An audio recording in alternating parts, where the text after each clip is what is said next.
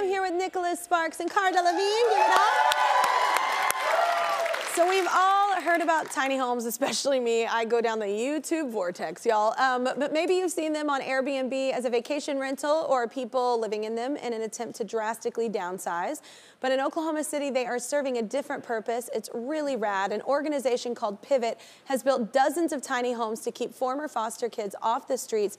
And y'all, it's working. So here to talk about it is Jen Goodrich, the CEO of Pivot, along with Shandy Rice, the senior director. Give it up for him, guys. It's great to meet y'all. Meet Cara, meet Nicholas. Hi. Hey there. Okay. So these homes are beautiful and they're all fully furnished, right? They are. How do y'all do that? Yeah, lots of things. They're 280 square feet of adorableness is what I like to say. Yeah. And they come fully furnished with a kitchen, bathroom, bedroom, living space, that sort of thing. They were designed by some local architects and then also students from Oklahoma State University. Yeah. Really with the goal of being sure that we're serving at-risk youth, especially those aging out of the foster care system.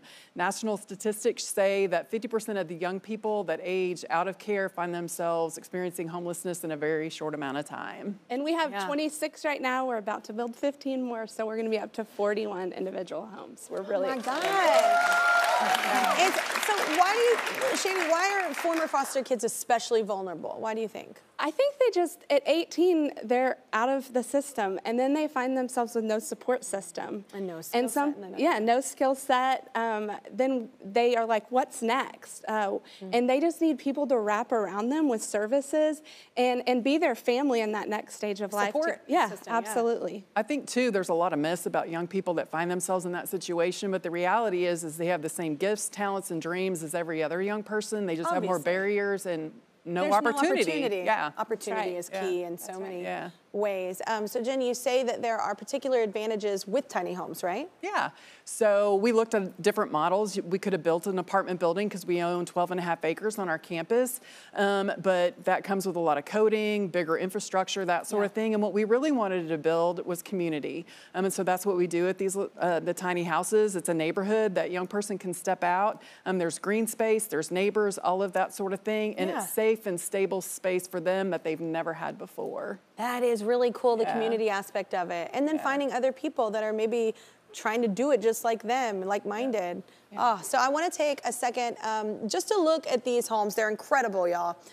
Look, it's incredibly cool what you do for these people. Like Cara and Nicholas, do you remember the feeling of living on your own for the first time? I do. It was powerful.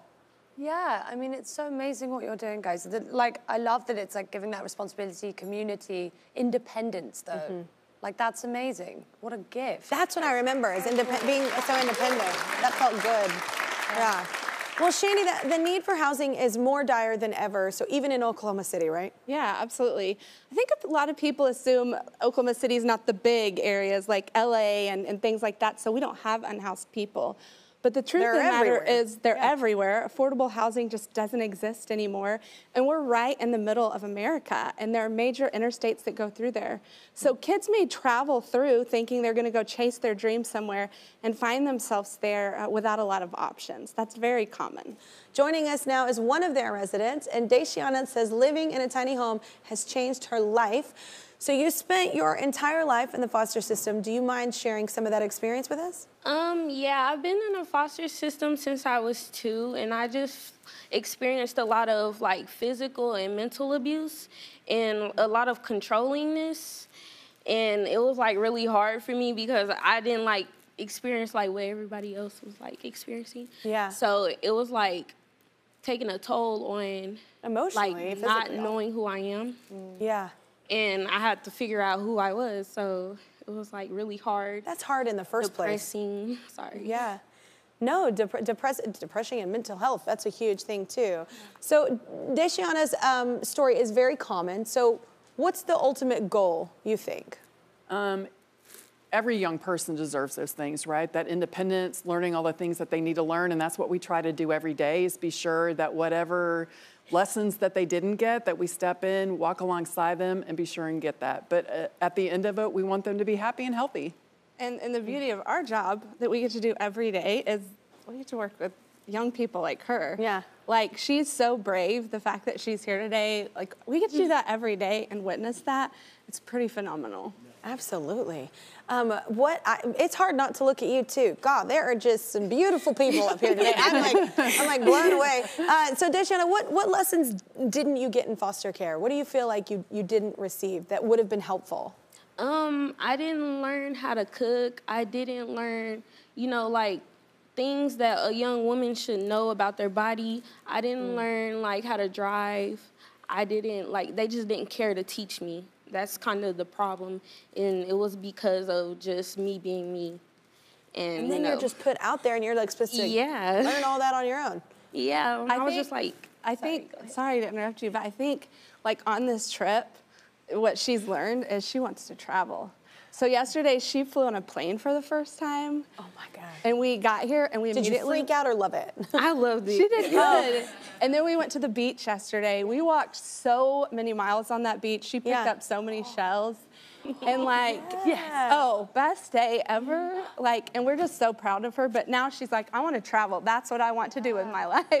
Oh my God. And that's such an important thing, because if for someone that was craving information that wasn't given information, what a beautiful way to learn about life and culture and people like them to travel. That's an incredible thing. Deshauna was gracious enough to give us a tour of her home, so let's take a look at it real quick. Hello, my name is Deshauna and welcome to my tiny home. This is my kitchen where I like to cook all my food. This is the living room where I like to chill with my friends and watch TV and play video games. This is my bedroom where my comfy bed sits. And this is my closet where I keep all my clothes and my shoes. And this is my favorite part of my tiny home, which is my bathroom where I vlog and do my skincare and makeup in here. Thank you for exploring my tiny home with me. Well, since moving in, what do you think is your most proudest moment? My most proudest moment was... My mom's getting so happy with that. Your proudest moment, yes. The proudest moment was me actually just cooking for myself. I was able to cook Thanksgiving dinner for myself this year, and it was good. So I was like, oh my God. So any words of encouragement from y'all? I think it's wonderful. I like the entire concept of, well, we thought about an apartment, or we thought about duplexes, or this or that. And just your idea of building a community, I think that's a wonderful thing. Awesome. I know that growing up and learning about the world, I often learned from those around me that were next door, or just the people that were close by. So what a beautiful and wonderful concept. And life is long, and it's funny, I'm a lot older than you, and I still learn new things every single day. Yeah. So you might feel like you're really behind, but you might feel like that your whole life. Yeah. So never get too worried about that, okay? Yeah, adulting, you're still lost. Well, we love what Pivot is doing to help kids aging out of the foster system, so we want to see them continue. So we're going to give them $5,000 just to help out. Absolutely. Y'all are doing incredible things. I cannot wait to see what you do with your life. And you should travel. If you have that in your heart, do it. We only get one life. Screw it, do it. Yeah.